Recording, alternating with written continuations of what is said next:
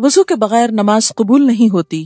عن ابی ہریرہ رضی اللہ عنہ عن محمد صلی اللہ علیہ وسلم فذکر احادیث منها وقال رسول اللہ صلی اللہ علیہ وسلم لا تقبل صلاة احدکم اذا احدث حتی یتودأ، رواہ مسلم۔ حضرت ابو ہریرہ رضی اللہ تعالی عنہ نے رسول اللہ صلی اللہ علیہ وسلم کی کئی حدیثیں بیان کی، جن میں سے ایک یہ تھی کہ رسول اللہ صلی اللہ علیہ وسلم نے فرمایا اللہ تعالیٰ بے وضو کی نماز قبول نہیں کرتا یہاں تک کہ وہ وضو کر لے۔ اسے مسلم نے روایت کیا ہے۔ یعنی انسان اگر پوری نماز بھی پڑھ لے مگر وضو نہ ہو تو نماز ہوتی ہی نہیں۔ وضو کرنے سے پہلے بسم اللہ پڑھنا ضروری ہے۔ عن سعید بن زید قال قال رسول اللہ صلی اللہ علیہ وسلم لا وضوء لمن لم يذكر اسم اللہ علیہ، رواہ الترمذی۔ حضرت سعید بن زید رضی اللہ تعالی عنہ کہتے ہیں کہ رسول اللہ صلی اللہ علیہ وسلم نے فرمایا جو وضو سے پہلے بسم اللہ نہ پڑھے اس کا وضو نہیں ہوتا۔ اسے ترمذی نے روایت کیا ہے۔ وضو کی فضیلت۔ عن ابی ہریرہ رضی اللہ عنہ ان رسول اللہ صلی اللہ علیہ وسلم قال ان حوضی ابعد من ایلۃ من عدن لہو اشد بیاضا من الثلج واحلی من العسل باللبن ولآنیتہ اکثر من عدد النجوم وانی لأصد الناس عنہ کما یصد الرجل ابل الناس عن حوضی۔ قالوا یا رسول اللہ اتعرفنا یومئذ؟ قال نعم لکم سیماء لیست لأحد من الامم تردون علی غرا محجلین من اثر الوضوء، رواہ مسلم۔ حضرت ابو ہریرہ رضی اللہ عنہ سے روایت ہے کہ رسول اللہ صلی اللہ علیہ وسلم نے فرمایا میرا حوض عدن اور ایلا کے فاصلے سے بھی زیادہ بڑا ہے۔ یہ دو علاقوں کے نام آپ نے بتائے جس سے یہ تصور دینا مقصود تھا کہ اس کا طول و عرض کتنا بڑا ہوگا۔ عام طور پر تو حوض چھوٹے سے ہوتے ہیں لیکن حوض کوثر کی بات کی جا رہی ہے کہ وہ اتنا بڑا ہوگا جیسے عدن کہاں پر ہے؟ یمن میں، اور ایلا فلسطین کی طرف ہے، تو اتنا بڑا حوض ہوگا۔ اس کا پانی برف سے زیادہ سفید اور شہد اور دودھ سے زیادہ میٹھا ہے۔ یہ جو عربی عبارت ہے اس میں آتا ہے کہ دودھ میں ملے ہوئے شہد سے، یعنی جو دودھ اور شہد کو ملا کے شربت بنایا جاتا ہے اس سے زیادہ میٹھا۔ اس پر رکھے ہوئے برتن تعداد میں آسمان کے تاروں سے بھی زیادہ ہیں۔ قیامت کے روز میں دوسری امت کے لوگوں کو اس طرح اپنے حوض پر آنے سے روکوں گا جس طرح کوئی آدمی دوسرے آدمی کے اونٹوں کو اپنے حوض پہ آنے سے روکتا ہے۔ یعنی اس حوض سے صرف امت محمد صلی اللہ علیہ وسلم کے لوگ ہی سیراب ہو سکیں گے۔ صحابہ کرام نے عرض کیا اے اللہ کے رسول صلی اللہ علیہ وسلم کیا آپ ہم کو اس روز دوسری امتوں کے لوگوں میں پہچان لیں گے؟ آپ نے فرمایا ہاں، وضو کے باعث تمہارے ہاتھ پاؤں اس قدر روشن اور چمکدار ہوں گے کہ ایسے نشان کسی دوسری امت کے لوگوں کے لیے نہیں ہوں گے۔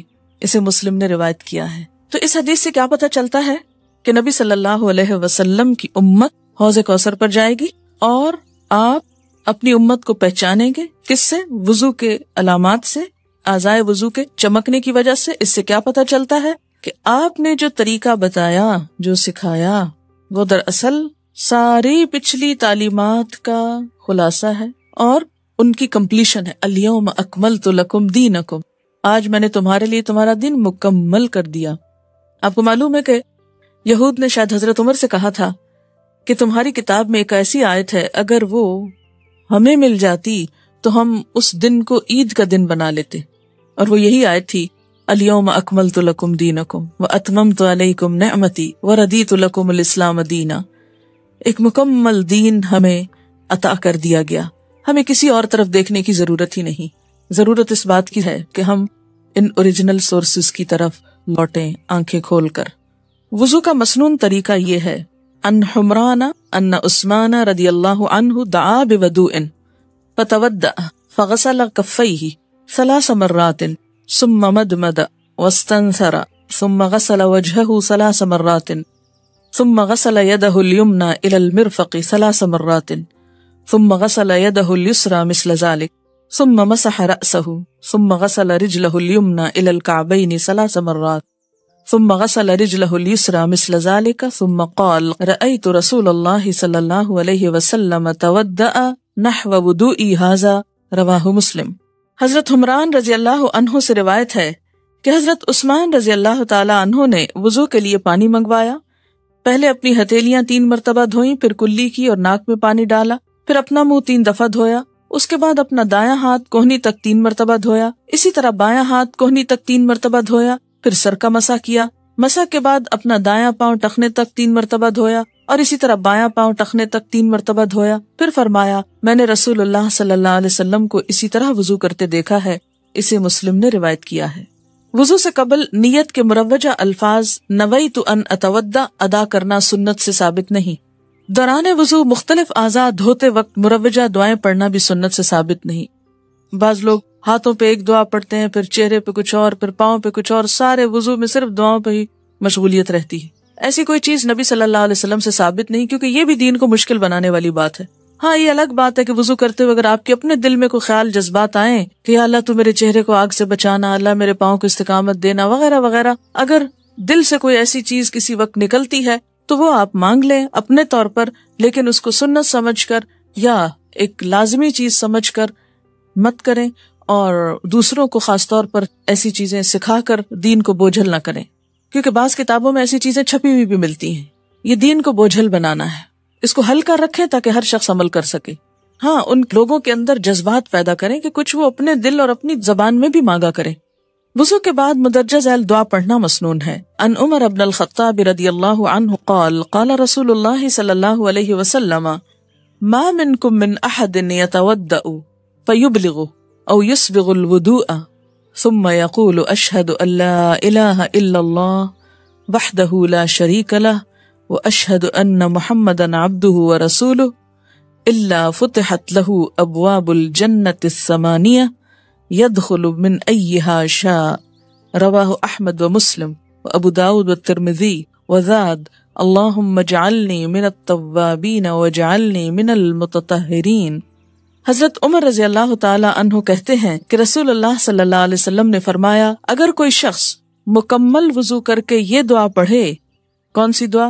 اشہد ان لا الہ الا اللہ وحدہ لا شریک لہ، آخر تک، میں گواہی دیتا ہوں کہ اللہ کے سوا کوئی الہ نہیں، وہ ایک ہے، اس کا کوئی شریک نہیں، میں گواہی دیتا ہوں کہ محمد صلی اللہ علیہ وسلم اللہ کے بندے اور اس کے رسول ہیں۔ یہ کیا چیز ہے دراصل؟ کلمہ شہادت ہی تو ہے۔ تو اس کے لیے جنت کے 8 دروازے کھول دیے جاتے ہیں کہ جس سے چاہے داخل ہو۔ اسے احمد، مسلم، ابو داؤد اور ترمذی نے روایت کیا ہے۔ ترمذی نے اس دعا میں ان الفاظ کا اضافہ بھی کیا ہے، اللہم اجعلنی من التوابین واجعلنی من المتطہرین، اے اللہ مجھے توبہ کرنے والوں اور پاک رہنے والوں میں شامل فرما دے، آمین۔ وضو کرتے ہوئے پانی کے استعمال میں احتیاط برتنی چاہیے۔ رسول اللہ صلی اللہ علیہ وسلم نے ہر وضو کے ساتھ مسواک کرنے کی ترغیب دلائی ہے۔ یہ بھی ترغیب دلائی، فرض نہیں کیا تاکہ مشکل نہ پڑے۔ عن ابی ہریرہ رضی اللہ عنہ ان رسول اللہ صلی اللہ علیہ وسلم قال لولا ان اشق علی امتی لامرتهم بالسواک مع كل وضوء، اخرجہ مالک و احمد والنسائی۔ حضرت ابو ہریرہ رضی اللہ عنہ سے روایت ہے کہ رسول اللہ صلی اللہ علیہ وسلم نے فرمایا اگر مجھے امت کی تکلیف کا احساس نہ ہوتا تو میں ہر نماز کے ساتھ مسواک کرنے کا حکم دیتا۔ اسے مالک، احمد اور نسائی نے روایت کیا ہے۔ تو اس سے کیا پتہ چلتا کہ آپ کی خواہش یہ تھی کہ امت اس عمل پر پابندی کرے، اور اس میں کچھ مشکل نہیں، صرف عادت بنانے کی ضرورت ہے، کیونکہ اس کی فضیلت بہت ہے۔ کیا فضیلت ہے؟ ان عائشہ رضی اللہ عنہا قالت قال رسول اللہ صلی اللہ علیہ وسلم السواک مطہرۃ للفم مرضاۃ للرب، رواہ الشافعی و احمد الدارمی والنسائی۔ حضرت عائشہ رضی اللہ تعالی عنہا فرماتی ہیں کہ رسول اللہ صلی اللہ علیہ وسلم نے فرمایا مسواک منہ کی پاکیزگی اور رب تعالی کی خوشنودی کا باعث ہے۔ ہاتھ پاؤں کی انگلیوں اور داڑھی کا خلال کرنا مسنون ہے۔ ان لقیط ابن صبرۃ رضی اللہ عنہ قال قال رسول اللہ صلی اللہ علیہ وسلم اسبغ الوضوء وخلل بین الاصابع وبالغ فی الاستنشاق الا ان تکون صائما، رواہ ابو داود والترمذی والنسائی وابن ماجہ۔ حضرت لقیط بن صبرہ رضی اللہ عنہ کہتے ہیں کہ رسول اللہ صلی اللہ علیہ وسلم نے فرمایا وضو اچھی طرح کرو، ہاتھ پاؤں کی انگلیوں میں خلال کرو، اور اگر روزہ نہ ہو تو ناک میں پانی اچھی طرح چڑھاؤ۔ خلال کس طرح ہوتا ہے؟ یہ لفظ کس سے ہے؟ خلال، خلل سے۔ خلل کس کو کہتے ہیں؟ دخل اندازی، یعنی ایک ہاتھ کی انگلیوں کو دوسری ہاتھ کی انگلیوں میں داخل کرنا۔ پاؤں کی انگلیوں میں ایک ایک کر کے، کیونکہ وہ پورا پنجہ اکٹھا نہیں داخل ہو سکتا، کیونکہ ہاتھ کی انگلیوں کو جیسے آپ کھولتے ہیں تو پاؤں نہیں ہو سکتا، تو اس میں یہ ہے کہ ایک ایک انگلی سے آپ پھیر سکتے ہیں، اس سے انگلیوں کے اندر کا میل بھی نکل جاتا ہے، اگر کوئی خشک ہو جگہ تو وہ بھی پوری طرح بھیگ جاتی۔ ان عثمان رضی اللہ عنہ ان النبی صلی اللہ علیہ وسلم کان یخلل لحیتہ فی الوضوء، رواہ الترمذی۔ حضرت عثمان رضی اللہ تعالی عنہ سے روایت ہے کہ نبی اکرم صلی اللہ علیہ وسلم وضو کرتے ہوئے داڑھی کا خلال کرتے تھے۔ اسے ترمذی نے روایت کی۔ داڑھی کو پوری طرح دھونا ضروری نہیں، صرف اس میں ہاتھ اسی طرح انگلیاں پھیر لینا کافی ہے۔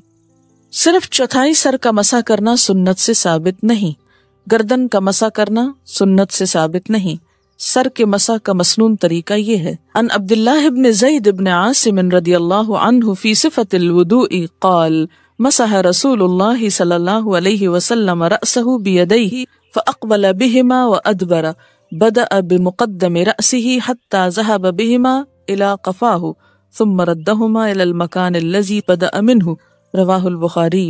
حضرت عبداللہ بن زید بن عاصم رضی اللہ عنہ وضو کا طریقہ بیان کرتے ہوئے کہتے ہیں کہ رسول اللہ صلی اللہ علیہ وسلم نے اپنے سر کا مسح اس طرح کیا کہ اپنے دونوں ہاتھ آگے سے پیچھے تک لے گئے اور پیچھے سے آگے لائے، یعنی پہلے سر کے اگلے حصے سے شروع کیا اور دونوں ہاتھوں کو گدی تک یعنی پیچھے لے گئے جہاں سے شروع کیا تھا اور وہیں سے واپس لے آئے۔ اسے بخاری نے روایت کیا ہے۔ سر کے مسح کے ساتھ کانوں کا مسح بھی ضروری ہے۔ کانوں کے مسح کا مسنون طریقہ یہ ہے۔ ان عبداللہ ابن عباس رضی اللہ عنہما فی صفت الوضوء قال ثم مسح رسول اللہ صلی اللہ علیہ وسلم برأسہ وأذنیہ باطنہما بالسباحتین وظاہرہما بإبہامیہ، رواہ النسائی۔ حضرت عبداللہ بن عباس رضی اللہ عنہما وضو کا طریقہ بتاتے ہوئے فرماتے ہیں کہ رسول اللہ صلی اللہ علیہ وسلم نے اپنے سر کا مسح کیا اور اپنی شہادت کی دونوں انگلیوں سے دونوں کانوں کے اندر اور اپنے دونوں انگوٹھوں سے دونوں کانوں کے باہر کے حصے کا مسح کیا۔ پگڑی پر مسح کرنا جائز ہے۔ ان المغیرۃ بن شعبۃ رضی اللہ عنہ ان النبی صلی اللہ علیہ وسلم تودع فمسح بناصیتہ وعلی العمامۃ وعلی الخفین، رواہ مسلم۔ حضرت مغیرہ بن شعبہ رضی اللہ عنہ سے روایت ہے کہ نبی اکرم صلی اللہ علیہ وسلم نے وضو کرتے ہوئے پیشانی کے بالوں، پگڑی اور موزوں پر مسح کیا۔ اسے مسلم نے روایت کیا ہے۔ اب سکارف کی بات اس میں نہیں لکھی ہوئی، اس لیے نہیں، پگڑی فرق ہے اس لیے کہ وہ بہت رولز ہوتے ہیں، اگر اس کو کھولیں تو دوبارہ پہننے میں بہت مشکل ہوتی ہے۔ تو اس میں یہ ہے کہ میں کبھی ایسی جگہ پر ہوں کہ جہاں نہ اتار سکوں تو اس طرح کر لیتی ہوں، اندر سے ہو جاتا ہے۔ لیکن پگڑی میں اس طرح ہاتھ ڈال کے نہیں ہو سکتا نا، اتار کے مشکل پڑ جاتی، کہیں اتار کے رکھے وہ گر جائے اور کھل جائے ساری تو پرابلم ہو جائے۔ لیکن سکارف کو اندر سے بھی ہاتھ جا کے ہو جاتا ہے۔ وضو کر کے پہنے ہوئے جوتوں، موزوں اور جرابوں پر مسح کیا جا سکتا ہے۔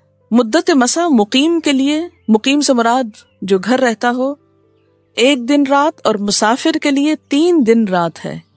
جنبی ہونا مدت مسح ختم کر دیتا ہے۔ ان المغیرۃ بن شعبۃ رضی اللہ عنہ قال تودع النبی صلی اللہ علیہ وسلم ومسح علی الجوربین والنعلین، رواہ احمد والترمذی وابو داود وابن ماجہ۔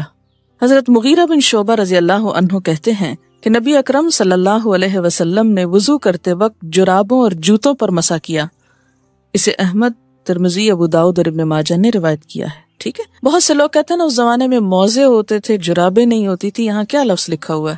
جراب کا لفظ لکھا ہوا ہے، ٹھیک ہے۔ اور نعلین جوتے کو کہتے ہیں۔ اگر وضو کر کے پاؤں دھو کے آپ نے جرابیں پہنی اور اوپر جوتے بھی پہن لیا، جیسے بچے عموماً جاگرز پہن لیتے ہیں، تو پھر وضو کے وقت ان سب کو اتار کر پاؤں دھونا بہت مشکل لگتا ہے، اور اسی وجہ سے بعض اوقات نمازیں ہی چھٹ جاتی۔ تو ایسے میں چونکہ جوتے میں نماز بھی ہو جاتی ہے اگر صاف ہو، تو اس پر مسح بھی ہو جاتا ہے۔ ان صفوان ابن اسال رضی اللہ عنہ قال کان رسول اللہ صلی اللہ علیہ وسلم یأمرنا اذا كنا سفرا الا ننزع خفافنا 3 ایام ولیالیہن الا من جنابۃ ولكن من غائط وبول ونوم، رواہ الترمذی والنسائی۔ حضرت صفوان بن اسال رضی اللہ تعالی عنہ سے روایت ہے کہ جب ہم سفر میں ہوتے تو رسول اللہ صلی اللہ علیہ وسلم ہمیں 3 دن رات کے بعد موزے اتارنے کا حکم دیتے تھے۔ خواہ پیشاب پخانہ کی حاجت ہو یا نیند آئے، البتہ جنابت کی وجہ سے موزے اتارنے کا حکم دیتے تھے۔ اسے ترمذی اور نسائی نے روایت کیا ہے۔ ان علی ابن ابی طالب رضی اللہ عنہ قال جعل النبی صلی اللہ علیہ وسلم 3 ایام ولیالیہن للمسافر ویوما ولیلۃ للمقیم یعنی فی المسح علی الخفین، رواہ مسلم۔ حضرت علی بن ابی طالب رضی اللہ تعالیٰ عنہ سے روایت ہے کہ رسول اللہ صلی اللہ علیہ وسلم نے 3 دن رات مسافر کے لیے اور 1 دن رات مقیم کے لیے موضوع کے مسح کی مدت مقرر فرمائی ہے۔ اسے مسلم نے روایت کیا ہے۔ وضو کے اعضاء میں کوئی جگہ خشک نہیں رہنی چاہیے۔ ان انس رضی اللہ عنہ قال رأى النبی صلی اللہ علیہ وسلم رجلا وفی قدمه مثل الظفر لم يصبه الماء فقال ارجع فاحسن وضوءك۔ حضرت انس رضی اللہ عنہ فرماتے ہیں کہ نبی صلی اللہ علیہ وسلم نے ایک آدمی کو دیکھا جس کے پاؤں میں وضو کرنے کے بعد ناخن جتنی جگہ خشک تھی۔ رسول اللہ صلی اللہ علیہ وسلم نے اسے حکم دیا کہ واپس جا کر اچھی طرح وضو کرو۔ ان ابی ہریرہ رضی اللہ عنہ ان النبی صلی اللہ علیہ وسلم رأى رجلا لم يغسل عقبه فقال ویل للأعقاب من النار، رواہ مسلم۔ حضرت ابو ہریرہ رضی اللہ عنہ سے روایت ہے کہ نبی صلی اللہ علیہ وسلم نے ایک آدمی کو دیکھا جس نے وضو میں اپنی ایڑی نہیں دھوئی تھی۔ آپ نے فرمایا خشک ایڑیوں کے لیے آگ کا عذاب ہے۔ اسے مسلم نے روایت کیا ہے۔ وضو یا غسل کے بعد پانی خشک کرنے کے لیے حسب خواہش تولیہ استعمال کرنا یا نہ کرنا دونوں طرح درست ہے۔ ان عائشہ رضی اللہ عنہا قالت کانت لرسول اللہ صلی اللہ علیہ وسلم خرقۃ ینشف بها بعد الوضوء، رواہ الترمذی۔ حضرت عائشہ رضی اللہ عنہا فرماتی ہیں کہ رسول اللہ صلی اللہ علیہ وسلم کے لیے ایک کپڑا تھا جس سے آپ وضو کے بعد بدن پونچھتے۔ اسے ترمذی نے روایت کیا ہے۔ ان میمونہ رضی اللہ عنہا فی صفت غسل الجنابۃ قالت فغسل رجلیہ ثم اتیتہ بالمندیل فردہ۔ حضرت میمونہ رضی اللہ عنہا نے نبی صلی اللہ علیہ وسلم کے غسل جنابت کا طریقہ بیان کیا اور فرماتی ہیں کہ نبی صلی اللہ علیہ وسلم نے غسل کے بعد اپنے دونوں پاؤں پھر دھوئے، اس کے بعد میں نے آپ کو بدن پوچھنے کے لیے تولیہ دیا تو آپ نے واپس کر دیا۔ اسے مسلم نے روایت کیا ہے۔ اب آپ دیکھیے کہ 2 طرح کی روایات ہیں۔ عام طور پر جو لوگ حدیث کا انکار کرتے ہیں وہ کہتے ہیں ہم اس لیے کرتے ہیں کہ اس میں کنٹراڈکشن بہت ہے، ایک حدیث کچھ کہتی ہے دوسری کچھ کہتی ہے۔ لیکن بات یہ ہے کہ اصل چیز کنٹراڈکشن نہیں ہے، اصل چیز موقع محل کا اختلاف ہے۔ دین فطرت ہے، اس نے ایسے اصول نہیں بنائے کہ ایک بات کہہ دی تو ہر قسم کے حالات میں وہی بات چلے گی۔ مثلاً سردی کا موسم ہے، پانی آپ کو تکلیف دے رہا ہے، آپ تولیہ استعمال کیجئے، کوئی حرج نہیں، کوئی گناہ نہیں۔ لیکن ایک اور وقت ہے کہ آپ کو پانی اچھا لگ رہا ہے، مثلاً اگر آپ حج عمرے وغیرہ پر جائیں تو اتنی گرمی بعض اوقات ہوتی ہے کہ دل چاہتا ہے کہ اور اوپر پانی ڈالے رکھیں، تو وہاں کس کا دل چاہے گا کہ وضو کے بعد اپنا ضرور پانی خشک کرے، وہ تو اٹھتے اٹھتے ہی خشک ہو جائے گا۔ یہ بھی تو ہو سکتا ہے کہ آپ صلی اللہ علیہ وسلم کو جو تولیہ دیا گیا وہ بہت صاف نہ ہو، پاسبلٹی تو ہے نا، اگرچہ ہم کچھ کہہ نہیں سکتے کہ یہی فائنل بات تھی، کہیں سے پتہ نہیں چلتا، لیکن ممکن ہے کہ کوئی ایسی چیز ہو کہ جو آپ کو استعمال کرنا ناگوار ہو۔ مثلاً آپ نے بھی بازو کا دیکھا ہوگا کہ آپ کہیں جاتے ہیں تو کوئی لوگ آپ کو تولیہ آفر کرتے ہیں لیکن آپ تولیہ نہیں یوز کرتے، آپ کو نہیں معلوم انہوں نے کس طرح دھویا کس طرح نہیں، یا یہ وہ صاف ہے یا نہیں۔ کسی اور کے گھر میں مثلاً جاتے ہیں، واش روم میں تولیہ لٹکا ہوتا ہے تو عموماً استعمال نہیں کیا جاتا، کیا سوچ کر، اور وہ گھر والے کر رہے ہوتے ہیں اس لیے کہ انسان کے دل میں بعض اوقات وہم آتا ہے۔ تو ایسی بھی کوئی صورت ہو سکتی ہے، ہو سکتا ہے تولیہ جو ہو یا جو کپڑا ہو وہ پوری طرح صاف نہ ہو، دھلا ہوا نہ ہو، یا کوئی اور وجہ ہو، یا یہ کہ آپ کو طلب نہ ہو اس کی اور اس وجہ سے آپ نے اس کا انکار کر دیا۔ اس طرح کے جو اختلافی احادیث نظر آتی ہیں یہ دراصل دین کی وسعت ہے۔ وضو کے اعضاء 1 بار یا 2 بار یا 3 بار دھونے جائز ہیں، اس سے زائد دھونا منع ہے۔ ان ابن عباس رضی اللہ عنہما قال تودع النبی صلی اللہ علیہ وسلم مرتن رواہ احمد والبخاری۔ حضرت عبداللہ بن عباس رضی اللہ عنہما سے روایت ہے کہ نبی اکرم صلی اللہ علیہ وسلم نے وضو کرتے ہوئے 1 مرتبہ اعضاء دھوئے۔ اسے احمد اور بخاری نے روایت کیا ہے۔ ان عبداللہ بن زید رضی اللہ عنہ ان النبی صلی اللہ علیہ وسلم تودع مرتین رواہ احمد والبخاری۔ حضرت عبداللہ بن زید رضی اللہ عنہما سے روایت ہے کہ نبی اکرم صلی اللہ علیہ وسلم نے وضو کیا اور 2 مرتبہ اعضاء دھوئے۔ اسے احمد اور بخاری نے روایت کیا ہے۔ ان عمرو بن شعیب ان ابیہ ان جدہ رضی اللہ عنہ قال جاء أعرابي إلى رسول الله صلى الله عليه وسلم يسأله عن الوضوء فأراه ثلاثا وقال هذا الوضوء فمن زاد على هذا فقد أساء وتعدى وظلم. رواہ احمد وابن ماجہ. حضرت عمر رضی اللہ عنہ اپنے باپ شعیب سے اور شعیب اپنے دادا عبداللہ بن عمرو بن عاص رضی اللہ عنہ سے روایت کرتے ہیں کہ ایک دیہاتی نے رسول اللہ صلی اللہ علیہ وسلم سے وضو کا طریقہ دریافت کیا تو آپ صلی اللہ علیہ وسلم نے اسے 3 بار وضو کے اعضاء دھو کر دکھائے اور فرمایا وضو کا طریقہ یہ ہے، جس نے اس سے زیادہ مرتبہ دھوئے اس نے برا کیا، زیادتی کی اور ظلم کیا. اسے احمد اور ابن ماجہ نے روایت کیا ہے. اس سے کیا پتہ چلتا ہے کہ وہیں رک جانا چاہیے جہاں اللہ کے رسول صلی اللہ علیہ وسلم نے رکا ہے، اس سے آگے بڑھنا درست نہیں. ایک وضو سے کئی نمازیں پڑھی جا سکتی ہیں. ان بریدہ رضی اللہ عنہ ان النبی صلی اللہ علیہ وسلم صلی الصلوات یوم الفتح بوضوء واحد رواہ مسلم. حضرت بریدہ رضی اللہ عنہ سے روایت ہے کہ فتح مکہ کے دن رسول اللہ صلی اللہ علیہ وسلم نے کئی نمازیں ایک وضو سے پڑھیں. اسے مسلم نے روایت کیا ہے. وضو کرنے کے بعد بے مقصد باتیں یا فضول کام نہیں کرنے چاہیے. ان کعب ابن اجرۃ رضی اللہ عنہ قال رسول اللہ صلی اللہ علیہ وسلم اذا تودع احدکم فاحسن وضوءه ثم خرج عامدا الى المسجد فلا يشبكن يديه فانه في الصلاة رواہ احمد. حضرت کعب بن اجرہ رضی اللہ عنہ کہتے ہیں کہ رسول اللہ صلی اللہ علیہ وسلم نے فرمایا جب تم میں سے کوئی وضو کر کے مسجد کی طرف جائے تو راستے میں انگلیوں میں انگلیاں ڈال کر نہ چلے، کیونکہ وضو کے بعد آدمی نماز ہی کی حالت میں ہوتا ہے. اسے احمد نے روایت کیا ہے. یعنی وضو کا بھی احترام ہوتا ہے. انگلیوں میں انگلیاں ڈالنے سے مراد کیا ہے؟ جو شب کی تشبیک ہوتی اس طرح کرنا اور اس طرح یعنی اپنے ہی ہاتھوں سے کھیلنا.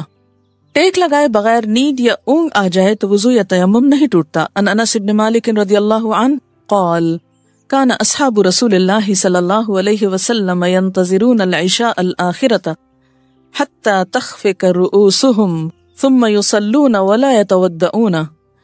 حضرت انس بن مالک رضی اللہ عنہ سے روایت ہے کہ صحابہ کرام رضی اللہ عنہم نماز عشاء کا انتظار کرتے یہاں تک کہ ان کے سر نیند کی وجہ سے جھک جاتے، پھر دوبارہ وضو کیے بغیر نماز پڑھ لیتے. اسے ابو داؤد نے روایت کیا ہے. یعنی بیٹھے بیٹھے جیسے آپ کلاس میں بیٹھے اور بیٹھے ہوئے اونگ آ جاتی ہے لیکن آپ بیٹھے ہیں تو اس سے وضو نہیں ٹوٹتا. محض شک سے وضو نہیں ٹوٹتا. عن ابی ہریرہ رضی اللہ عنہ قال قال رسول اللہ صلی اللہ علیہ وسلم اذا وجد احدکم فی بطنہ شیئا فاشکل علیہ اخرج منہ شیء ام لا فلا یخرجن من المسجد حتی یسمع صوتا او یجد ریحا رواہ مسلم. حضرت ابو ہریرہ رضی اللہ عنہ کہتے ہیں کہ رسول اللہ صلی اللہ علیہ وسلم نے فرمایا جب تم میں سے کوئی آدمی اپنے پیٹ میں شکایت محسوس کرے اور اسے شک ہو جائے کہ وضو ٹوٹا ہے یا نہیں تو جب تک بدبو محسوس نہ کرے یا آواز نہ سنے مسجد سے وضو کے لیے باہر نہ نکلے. اسے مسلم نے روایت کیا ہے. بیوی کا بوسہ لینے سے وضو نہیں ٹوٹتا بشرطے کہ جذبات پر قابو ہو. ان عائشہ رضی اللہ عنہا ان النبی صلی اللہ علیہ وسلم قبل بعض نسائه ثم خرج الى الصلاة ولم يتودع رواہ ابو داود والترمذی وابن ماجہ. حضرت عائشہ رضی اللہ تعالی عنہا فرماتی ہے کہ نبی صلی اللہ علیہ وسلم اپنی ازواج مطہرات کا بوسہ لیتے اور وضو کیے بغیر نماز ادا فرما لیتے. اسے ابو داؤد، ترمذی اور ابن ماجہ نے روایت کیا. لیکن اگر کوئی بھی ویٹ ڈسچارج ہو جس کو مزی کہتے ہیں اس سے وضو پھر ختم ہو جاتا ہے. آگ پر پکی ہوئی چیزیں کھانے سے وضو نہیں ٹوٹتا، البتہ اونٹ کا گوشت کھانے کے بعد وضو کرنا چاہیے. کیوں؟ اس لیے کہ نبی صلی اللہ علیہ وسلم نے ایسا فرمایا. عن جابر بن سمرۃ رضی اللہ عنہما ان رجلا سأل رسول اللہ صلی اللہ علیہ وسلم ان اتودع من لحوم الغنم قال ان شئت تودع وان شئت فلا تتودع قال انا اتودع من لحوم الابل قال نعم تودع من لحوم الابل رواہ احمد و مسلم. حضرت جابر بن سمرہ رضی اللہ عنہما سے روایت ہے کہ ایک شخص نے رسول اکرم صلی اللہ علیہ وسلم سے پوچھا کیا ہم بکری کا گوشت کھا کر وضو کریں؟ آپ نے فرمایا چاہو تو کر لو، نہ چاہو تو نہ کرو. پھر اس نے سوال کیا کیا اونٹ کا گوشت کھا کر وضو کریں؟ آپ نے فرمایا ہاں اونٹ کا گوشت کھا کر وضو کرو. اسے احمد اور مسلم نے روایت کیا ہے. کپڑے کی آڑ کے بغیر پرائیویٹ پارٹ کو ہاتھ لگایا جائے تو وضو ٹوٹ جاتا ہے ورنہ نہیں. عن ابی ہریرہ رضی اللہ عنہ ان النبی صلی اللہ علیہ وسلم قال من افضى بيده الى ذکره ليس دونه ستر فقد وجب عليه الوضوء رواہ احمد. حضرت ابو ہریرہ رضی اللہ عنہ سے روایت ہے کہ نبی اکرم صلی اللہ علیہ وسلم نے فرمایا جس نے اپنا ہاتھ کپڑے کی آڑ کے بغیر اپنی شرمگاہ کو لگایا اس پر وضو واجب ہو گیا۔ اسے احمد نے روایت کیا ہے۔ چکنائی والی چیز کھانے کے بعد کلی کرنا ضروری ہے۔ ان عبداللہ ابن عباس رضی اللہ عنہما قال ان النبی صلی اللہ علیہ وسلم شرب لبنا ثم دعا بماء فمدمد وقال ان له دسما متفق علیہ۔ حضرت عبداللہ بن عباس رضی اللہ عنہما سے روایت ہے کہ رسول اللہ صلی اللہ علیہ وسلم نے دودھ پیا اور کلی کی، پھر فرمایا اس میں چکناہٹ ہے، کیونکہ پھر نماز پڑھتے وقت اگر منہ میں چپ چپ ہو رہی ہے اور ٹیسٹ آ رہا ہے دودھ کا، آج کل کے دودھ میں تو شاید یہ نہ ہو، لیکن پھر بھی آپ کی سنت ہے منہ صاف کر کے نماز پڑھنی چاہیے۔ اسی طرح مثلا کوئی سویٹ کھائیے، کوئی بھی چیز جس کا منہ میں مزہ ہے ابھی تک، تو اسی حالت میں نماز نہیں شروع کریں، کلی کر لیں۔ یہ سب کچھ کس لیے؟ تاکہ نماز کا خشوع برقرار رہے۔ مزی خارج ہونے سے وضو ٹوٹ جاتا ہے۔ عن علی رضی اللہ عنہ قال سألت النبی صلی اللہ علیہ وسلم عن المزی فقال من المزی الوضوء ومن المنی الغسل، رواہ الترمذی۔ حضرت علی رضی اللہ عنہ سے روایت ہے کہ میں نے نبی صلی اللہ علیہ وسلم سے مزی کے بارے میں استفسار کیا تو آپ نے جواب دیا مزی خارج ہونے سے وضو کرنا چاہیے اور منی خارج ہونے سے غسل کرنا چاہیے، اسے ترمذی نے روایت کیا ہے۔ مستقل بیماری کی وجہ سے مکمل پاکیزگی ممکن نہ ہو تو اسی حالت میں نماز ادا کرنا چاہیے، البتہ ایسی صورت میں ہر نماز کے لیے نیا وضو کرنا ضروری ہے۔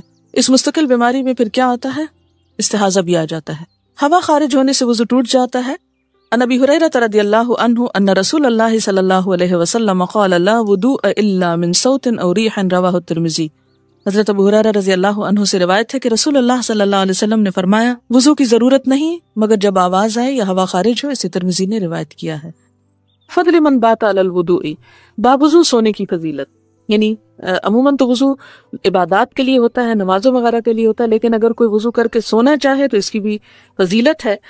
حدثنا محمد بن مقاتل قال اخبرنا عبد الله قال اخبرنا سفیان عن منصور عن سعد بن عبیدہ عن براء بن عازب قال قال لي النبي صلی اللہ علیہ وسلم اذا اتيت مضجعك، آپ صلی اللہ علیہ وسلم نے مجھ سے کہا، کس سے؟ براء بن عازب سے، کہ جب تم اپنے بستر پر آؤ فتودع، تو وضو کر لو، وضوءک للصلاۃ، اپنا وضو نماز کے لیے، جیسے نماز کے لیے کرتے ہو ایسا ہی کر لو، ثم استجع، پھر لیٹو، علی شقک الایمن، اپنے دائیں پہلو پر، ثم قل، پھر کہو، اللہم، اے اللہ، اسلمت، میں نے سپرد کر دیا، وجہی، اپنا چہرہ، الیک، تیری طرف، وفوضت، اور میں نے سپرد کر دیا، امری، اپنا معاملہ، الیک، تیری طرف، یعنی میں نے سپرد کر دی اپنی ذات، اپنا آپ تیری طرف، اور میں نے اپنے معاملات بھی تیرے حوالے کر دیے، تجھے سونپ دیے،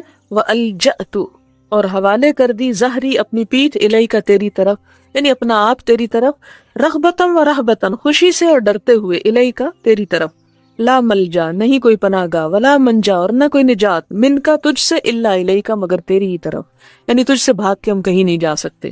اللہم آمنت بکتابک، اے اللہ میں ایمان لایا تیری کتاب پر، الذی انزلت، جو تو نے اتاری، وبنبیک، اور تیرے نبی پر، الذی ارسلت، جس کو تو نے بھیجا، فَإِن مُتَّ، پھر اگر تو مر جائے، کس نے فرمایا؟ آپ صلی اللہ علیہ وسلم نے، کس کو؟ براء بن عازب کو، من لیلتک، اپنی اس رات میں باوضو ہو کر یہ دعا پڑھ کے اگر تم سوتے ہو اور نیند میں تمہاری موت آ جاتی ہے، فَأَنْتَ عَنَ الْفِطْرَةِ، تو فطرت پر ہے، یعنی تیرا خاتمہ اسلام پر ہوا، وَجْعَلْهُنَّ آخِرَةً، اور کر دے ان آیات کو یا ان الفاظ کو، آخر ما تتکلم بہ، آخری چیز جو تو بات کرے، یعنی اس سے بعد باتیں نہ کرو، سو جاؤ۔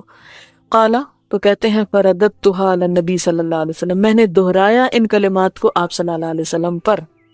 فلما بلغت، کہ جب میں پہنچا، اللہم آمنت بکتابک الذی انزلت، کہ اے اللہ میں ایمان لایا تیری کتاب پر جو تو نے اتاری، قلت ورسولک، تو میں نے کہہ دیا، ورسولک، قال اللہ، آپ نے فرمایا نہیں، ونبیک، نبی کا کہو، الذی ارسلت، جس کو تو نے بھیجا۔ رواہ البخاری، اسے بخاری نے روایت کیا ہے۔ اس سے کیا پتہ چلتا ہے؟ دو تین باتیں پتہ چلتی ہیں۔ ایک تو یہ معلوم ہوتا ہے کہ وضو کر کے سونے کی فضیلت ہے، اور وضو کے بعد اس دعا کی خاص طور پر، اور اس کی فضیلت کیا ہے کہ اگر کوئی شخص اس حالت میں فوت ہو جاتا ہے تو اس کا خاتمہ خیر پر ہوتا ہے، اسلام پر، اس دین اسلام پہ مرتا ہے۔